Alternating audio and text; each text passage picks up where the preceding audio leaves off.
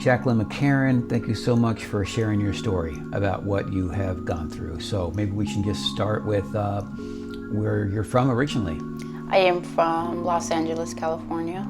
So you originally reached out to me because you wanted to take an acting class, and then we started talking, and then you started to share. You asked me if I work with people with developmental or behavioral issues, and I told you that I did, and then you shared your story, and that I believe is alcohol fetal syndrome. Can you tell me a little bit about what that is? Yes, so fetal alcohol syndrome is when a mother does alcohol or drugs while she is pregnant with the baby in the womb. For me, my mom did drugs throughout her whole entire pregnancy. What kind of drugs? Cocaine and marijuana. And she smoked cigarettes. Okay. No alcohol. But since is why it's called fetal alcohol syndrome, because alcohol and drugs are still toxic to the baby. But they still call it fetal alcohol syndrome, but she didn't drink. No. So it's marijuana basically and what else? Prenatal exposed to alcohol is what they will call it usually, because there's different types of FASDs.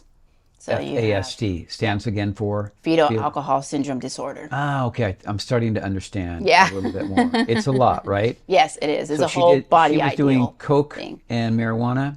Yes. Was she shooting coke? I'm not sure if she was shooting it or like sniffing it. I'm not sure, but they found it in her system. As I came out poorly, I was born vaginally, 32 weeks. And they call that premature. And so I had to go into the ICU little incubator thing. UNIC, I believe. Yeah, that one, yes, because I had withdrawals, which is like jittery, so like jittery distress. I had poor eating. It was difficult for me to keep things down. I wasn't able to like suck through the nipple regularly and stuff. So I had to be monitored in the hospital for about 7 days. Yeah, and if you're sucking through the nipple, she's still toxic in a way, right? Yes. So that would be bad for you. Well, not with her through the breastfeeding. The hospital gave me a bottle nipple. Ah, got it. I understand. Yeah. So tell me how that has affected your life. It has affected my life due to the developmental delays. So speech issues that I have, slow brain processing orders that I have.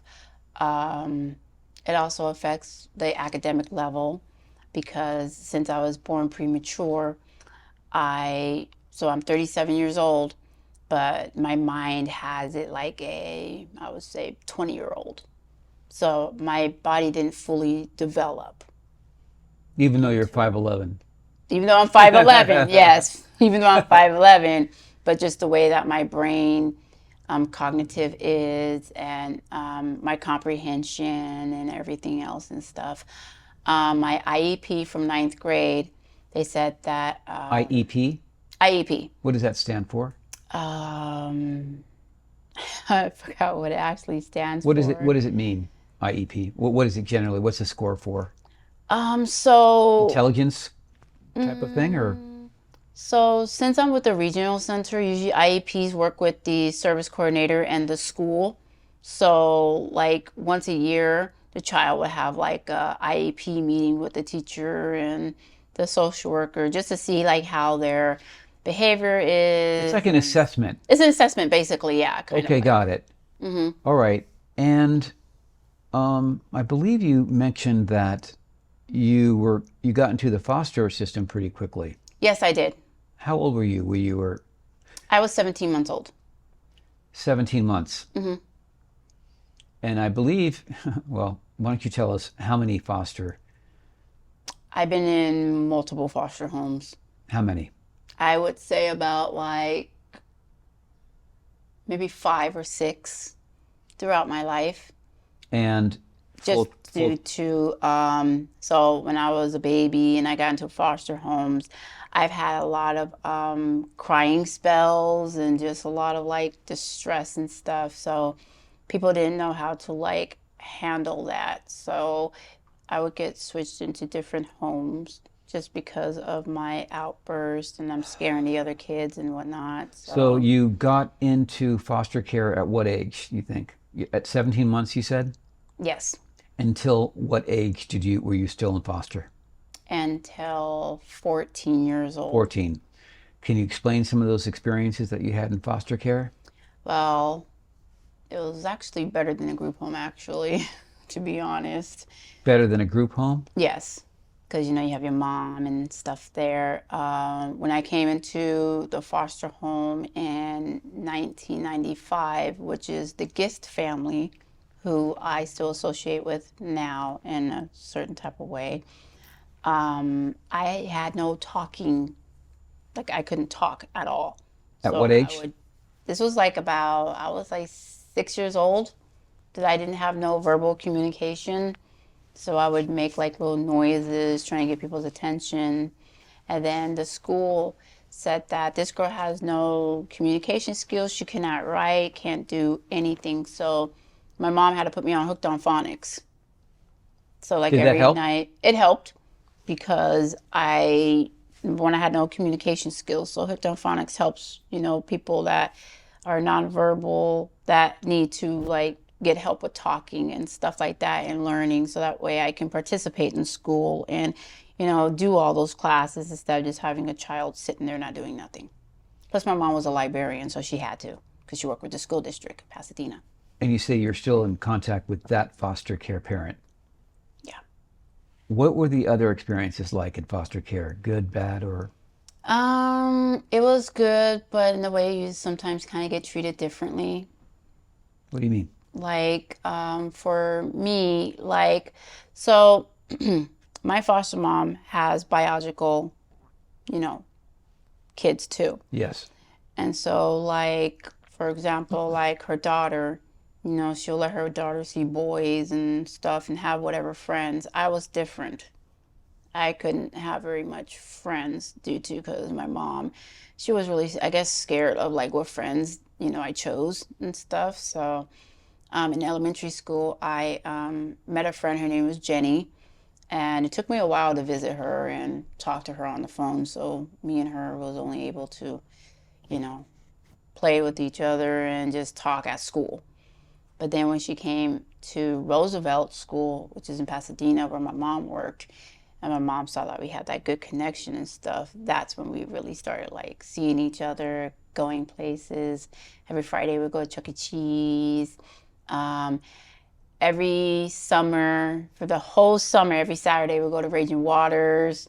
And then after Raging Waters, we'd go to dinner and eat Outback Steakhouse. So that was fun. What were the most challenging moments in foster care? Because you were there till you were 14, I The think. most challenging moments was behavioral wise, not knowing why I'm throwing temper tantrums, throwing down to the floor and stuff. My mom had to put me on medication. And now that I look back, temper tantrums, well, they're not basically called temper tantrums. They're basically, it's a word of saying that your body is under a lot of like distress or is unstimulated or it's overwhelmed.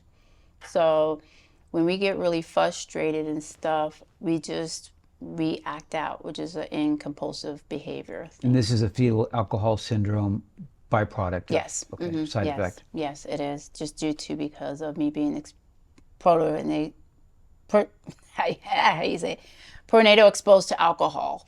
Pronatal exposed to alcohol. So it damaged most of my brain, basically. So it's why I have a hard time with like doing college academic classes, like their math, their science, their history.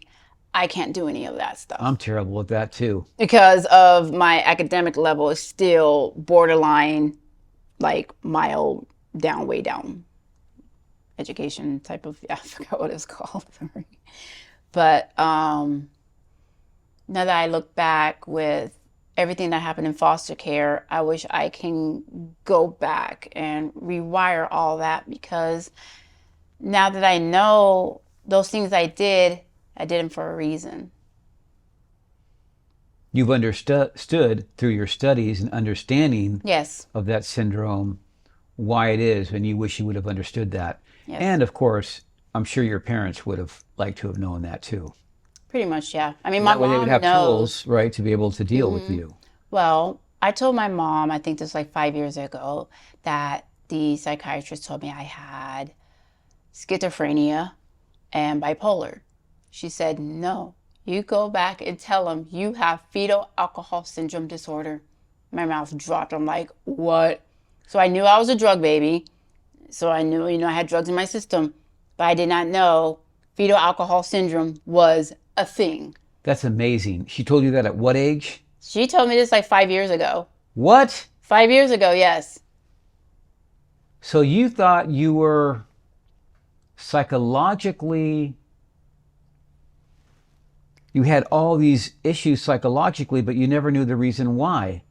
So once you found out the reason why. I mean, I knew the reason why, but not deeply, with knowing that FASD is a thing and how my behavior is from all of that, and trauma too. So once you found that out, like for certain, I started doing research. How did it make you feel? Did it give you, was it empowering for you to know? It was really empowering, because then it's like, holy shit, I got fetal alcohol syndrome. So this leads me to getting so much information, either if it's off the internet. There is a couple of resources. There's FASD Network of Southern California. You got FASD United. There's some other FASD organizations out there. And so when you look at that, it just makes you know who you are. Like the behaviors that, been going on with you, you realize that, wow, it's because of my FASD.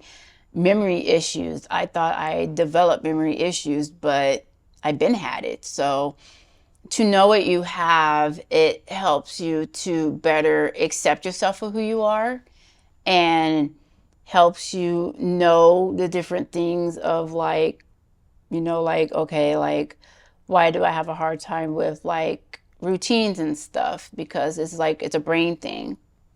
Do you do group sessions with FASD ever? No. You never did that? No. What do you plan to do now that you have really become an expert, because you not only have lived it, but now you have researched it extensively? What would you like to do, or are you already doing this? Are you talking to people with this issue? No. And exposing it? I want to. Or is this kind of the first time that, while you have this interview, people can kind of know about you? Yeah, this is the first time, yes. And it's really important for doctors to know about this, because a lot of doctors do not know about FASD. Well, and maybe psychiatrists as well. And psychiatrists as well, because They can wrongly diagnose you and change your life forever. Well, a lot of people with FASD get misdiagnosed because for behavioral issues like bipolar.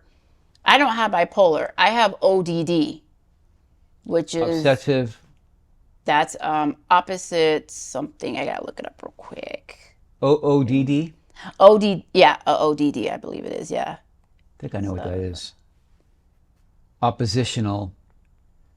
Yeah, oppositional something disorder, and they do mistake that as bipolar because of the certain behavior symptoms that it has. And so, yeah, in other words, it's defiant. That's what it is. Yes. Mm-hmm. Yeah. Mm-hmm. Yeah. Oppositional defiant disorder. Yes. That means if a parent tells you to do something, you'll do the opposite. You won't do what they ask you to do, and you'll be defiant towards them. Mm-hmm. So, and that is a result of FASD? Mm-hmm. Wow. Yeah. So like if my sister would say like, oh, you need to stop crying, you're not a baby, I'm going to be argumentative with her because of what she said.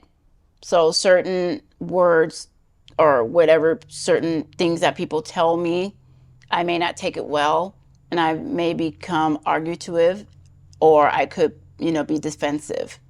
because of the way you're saying it to me. I don't like it. What do you think the best advice would be from you to someone suffering this? Just have support. Try to get as much support as you can, because living with this condition is not easy, especially due with communication and retaining information. So there's a thing called confabulation. Most people kind of like... Confabulation? Confabulation means like not lying, but when, say for example, if you tell me something and then I go tell someone else, it's not, whatever I said is not going to be exactly how you told me. There's going to be bits and pieces missing. That's called confabulation, because of the memorization. My brain has to make room for more information. My brain can only hold a certain amount of information. So new information comes in, old has to come out. Because my brain can't hold too much in, or else it's going to... Got it. So again, your advice for people with FASD is to find support. Find support, yes. But what can you tell them if they never find support? What advice can you tell them besides that? Like, what's the message of hope, do you think, that you can give them? Ladies, if you do want to become pregnant, no minimum of alcohol and drugs is safe. That's a myth. Some people say, oh, you can just drink a little bit. That's okay. You'll be all right. No, that's a myth. Because even a small slight of alcohol or drugs can affect the baby. Because you putting that into your system, that's going all the way into the woman's uterus, and that's where the baby forms, and it can affect the baby any kind of way. For me, I got affected a lot. Go ahead, sorry. And I've actually learned that chat AI is the best, because I had my birth medical records from Martin Luther King Jr. Hospital. And the way that it's written out on regular paper, it's not readable. I was able to take pictures, send it on chat AI, and it literally pulled up accuracy of everything. Amazing. Yes. So it sounds like you're building your curriculum. I am. And you being possibly a guest speaker or being able to be an advocate yourself for other people. There's a lot of advocates out there that are diagnosed with FASD. Are there any other pieces of advice that you give these people besides seeking support, which I know is very important? I haven't gave anyone advice yet, but these are the words. If they were going to watch this, and I'm that person, what else could you tell me? Let's see. That FASD is also a whole body ideal thing. It doesn't just affect the brain. It affects the organs, nerves, everything in the body. Because it's, fetal alcohol syndrome is a toxic type of disorder. So, can it be healed? No, it's not curable. No, it is not curable. But to manage like the symptoms, you can do like occupational therapy, speech therapy, but it's not 100% curable. I'm going to live with this my whole entire life. But the way for me to help myself with living it is get the help that I need. So that's either through supporters, doctors, and just people out there. That's amazing. Thanks. You're amazing. Thank you. I am a survivor because I came out poorly and I was dying, basically. I have feeding problems and all of that stuff, but I call myself a survivor. You certainly are. Yes, I am. Jacqueline, thank you so much. It's an honor to have you here. Thank you. It's an honor to have you here too. Thank you. I hope this video reaches a lot of people, especially dealing with this, because if you're being misdiagnosed or, either by a doctor or a psychiatrist and they miss this very important part. It kills your mental health. It really does. It really does. It was hard for me to accept myself for who I was. Just because, some people will tell you like, oh, you're making up excuses and this is and that when it's really not. So when people tell you those negative things, it's really hard for you to think positive. So. If somebody wanted to reach out to you, what is the best way to reach out to you, Jacqueline? They can reach out by my email. And what is that? That'll be quinnharley1155@yahoo.com. Quinn Harley. Yes. Harley Quinn. Yes, I love Harley Quinn. I liked it when I watched The Birds of Prey. Yeah, and then wasn't she the character in The Joker? Yeah, she was. Isn't that right, Lisa? It's Harley Quinn? Harley Quinn is Joker's girlfriend. That's right. Yeah. Mm-hmm. Oh, that's crazy. Okay. Yeah. Good. Well, it was a pleasure having you here, and I hope you affect a lot of people's lives. I think that you're up to a lot of good things. I want to. I do. I see that in you. Yeah, I see that in myself too. Yes. That's great. Well, thank you again. Thank you so very much. I hope to get to see you and work with you again. Me too. Tell me, like, the resources that people can go to for FASD. Where would they go to? Is it an FASD website of some sort? So you can follow also on Facebook too. They have this one group called Fly with Broken Wings. Fly with Broken Wings. Yes, that's also a site group on Facebook where you can say whatever you guys say, and then people can like let you know like if it's a FASD related thing. So like for me, I stim, so meaning that I rock back and forth. So I rock like this. Normally I rock like this. I haven't seen you do that right now. No, well, it's because I'm interviewing, so I want to make it look more.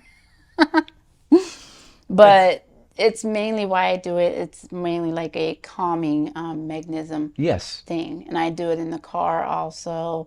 I also do it when I'm sleeping. So I would hang onto the mattress and then I rock side to side. It's a self-soothing thing. A self-soothing thing, yes. And plus I, dealt with post-traumatic trauma. From what? From being prenatal exposed to alcohol. Oh, through my mom. Trauma. Okay. Mm-hmm. It's an internal trauma that affects the nervous system. Yeah. Mm-hmm. You're up to a lot of good things. I am. I see that. I am. Still learning on this journey. Still. I love that. Trying to actually reach out to we people. We all have to that, keep learning, right? Mm-hmm. What's the point of life if we're stop learning? There's no point in life if we stop learning. You're just gonna be a non-person. You have to learn to get places. Yeah. And communication is always the key. So true. And that's one of me. I always ask for help. I always ask questions. And a lot of people find that really interesting of me because a lot of people don't do that. A lot of people don't ask questions. A lot of people don't ask for help. I like to ask for help because I know what I struggle with. It's pretty bad. Are you a religious person? My foster family are Jehovah's Witnesses. What about you? You have faith? I do believe in God, yeah. Do you think that God helped you through this? I believe He did. I've been wanting to do a podcast or some interview and stuff like that. I've been telling a lot of people that. I've even been telling my boyfriend that. And I'm finally doing it. I finally did it. So maybe he had something to do with that. I think he did. I think he really did. And I'm happy for that. Because without him, I probably wouldn't have been here. Me too. And I know that he watched over me when I was, dealing with the withdrawals. That's obviously, you have angels around you. Oh, I do. Mm-hmm. My grandpa even told me that he visited me in the hospital and was praying and praying and praying. So, yeah. And when I saw on AI how my birth records looked, I was like, whoa, I'm a survivor. Because my eating wasn't